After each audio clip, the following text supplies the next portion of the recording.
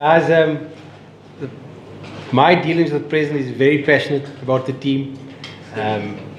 He wants the team to do really well. I haven't spoken to him as yet. I've had some good practice sessions this last week. But no, I haven't spoken to him yet. So there's the answer. But in cricket, you need to change your plan according to the situation. In many occasions, you have to take decisions after the toss and passing the wicket. So how tough it is for a coach, when you have to inform the board president just before the day, everything of the plans, and also have you faced this kind of situations before? Look, I haven't been officially told about that I need to tell anybody what's happening with the team. So no one's officially told me that. So I'm not under the impression that I need to do that as yet.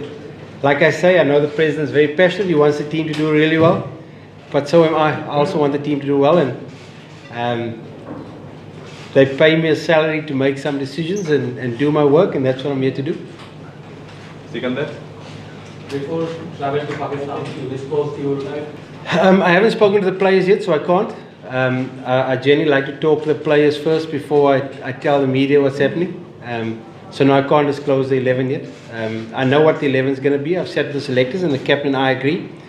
But I need to finalise those discussions with the players before I talk to the media.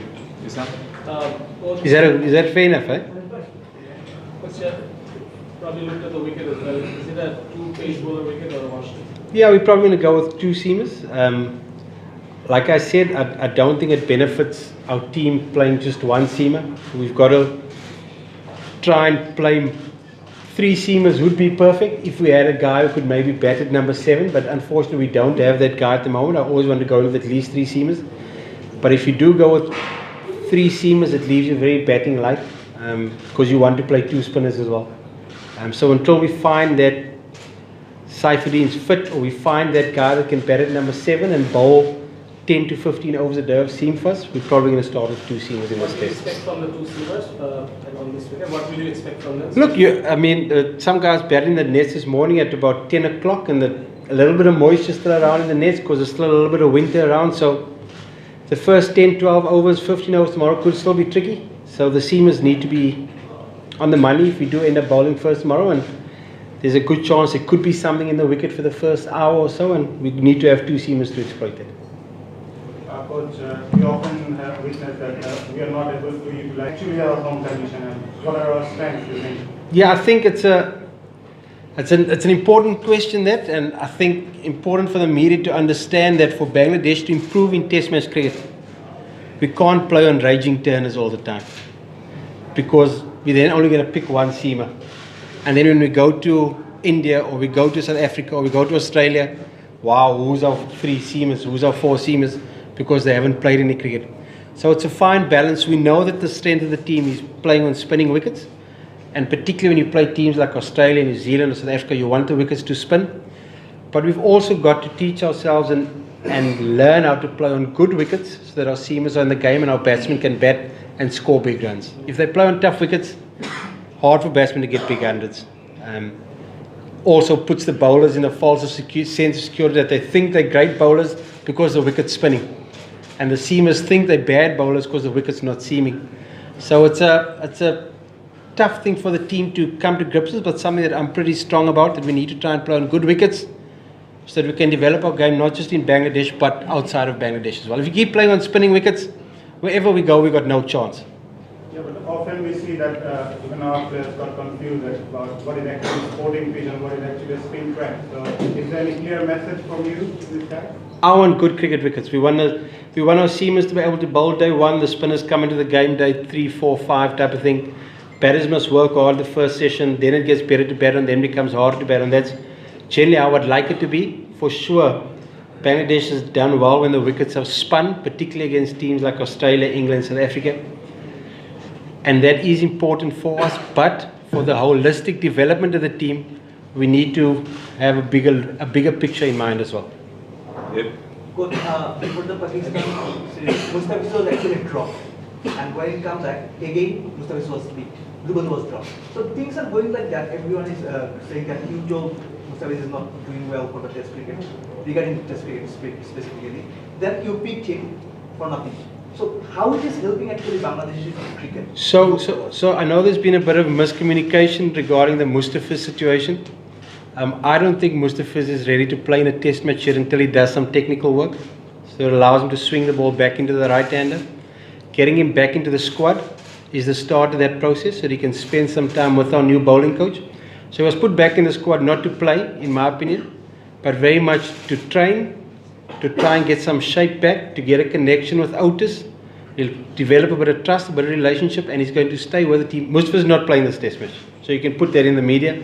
He's not playing. The next 5 days he's going to be bowling every day and trying to make sure that he gets his shape that's required, because that can benefit him in test match cricket and in white ball cricket. At the moment, I can't see him playing test match cricket, and I've told him that until he makes sure he improves technically and gets the ball to swing back into the right hand. So that's the bit of a mixed message, I understand that, but not from, I always felt that's what I'm wanting to do.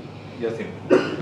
Coach, do you say Mahmudullah's Test career is over, or it is still on? No, look, at the moment, he's out of the team, and I've put it to him to consider his future. I'll be honest, I said to consider his future because I see him very much an integral part of our white ball cricket. And Riyad is adamant that he wants to fight for a spot back in the test match. He's played 49 test matches. He's been a fantastic performer for Bangladesh. So good on him. It's good to have that sort of determination and fight to try and get back into the team. At the moment, there isn't place for him. And I say that because he's been a great cricketer for Bangladesh, and in white ball cricket at the moment, he's one of our main players. But full credit to him, he wants to try and find his way back into the test team. And it's not for me to tell a player to stop playing. That a player that's played for that long with that sort of success, he deserves the right to decide when he's finished trying to play for this country. So I've got to give him that benefit of the doubt. Winning is of paramount importance. We've got to win. There's no doubt about that. But we do need to develop a test culture within the playing group. The way we go about our preparation, the way we schedule test match cricket. I'm going into this test match as a coach more confident than any other test match I've gone into, because we've been together for 4 or 5 days. I've never had test matches where we've flown into a place, practice a day and then play a test match. The next schedule in Pakistan, we fly in, play a one-dayer, practice, then play a test match. So no team, no serious test team has scheduling like that, and we've got to try and change that. It's a cultural thing. We need to focus and pay a lot more attention to our test match cricket. And the group of players I've got here now, I've been very impressed with. The way they're catching, the way they're training, their disciplines in nets. There seems to be a big desire to really do well in the test match arena. So that's, I think it's a start of an exciting time for us. Minas? Guys, remember I come from South Africa. Yeah, a lot of trouble goes on there. Okay? So it's like, no, it's not like I'm coming from England or Australia where it's easy and you just do what you want to. I come from South Africa. It's tough there as well. Selection's not easy. There's people with a lot of opinions. There's a lot of agendas. So it's nothing that's like, I can't do this. It's part of my job, and I've got to deal with it. And I've got to make the most of it. The important thing for me is that I keep the players and the captains away from it. I've got to be the guy that's got to be in between. So that for me is a big role. And I've done it before with South Africa because there's a lot of trouble that goes on there as well, a lot of challenges. So no different for me. So I'm cool with it.